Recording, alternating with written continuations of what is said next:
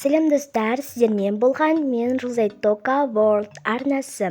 Достар, бұл бізде новый серия, тақырыбы ажыраған негіздер бірінші бөлімі. Бұл сериал сіздерге қызықты және де ұнап жатыр деген ойдамын. Ұнаса, әрине де менің еңбегімді бағалап, лайктарыңызды басып, подписаться кнопкасын басып, колокольчикті басуды ұмытпаңыздар. Сіздер менен бірге болыңыздар, ал мен сериямды бастаймын. Кеттік. Қарашы, Айша, мен өте әдемі қылып салдым, иә?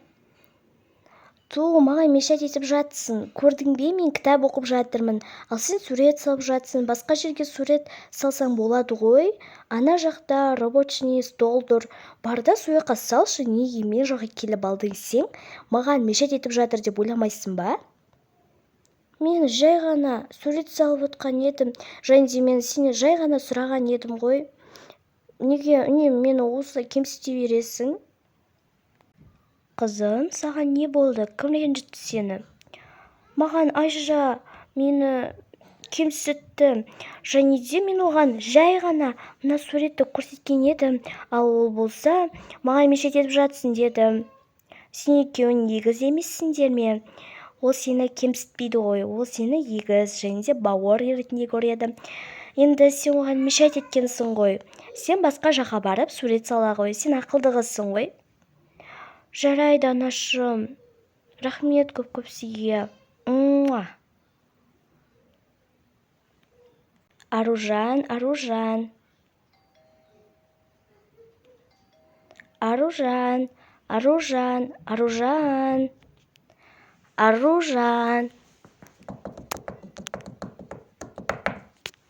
Анау өзі есігін аша ма, ашпай ма? Привет, қалайсың? Жақсы, өзің қалайсың? Менде барлығы күшті, супер-пупер десек те болады. Қара, мен өте күшті сурет салдым, иә? Вау, мынаны мен ұстап көрейінші.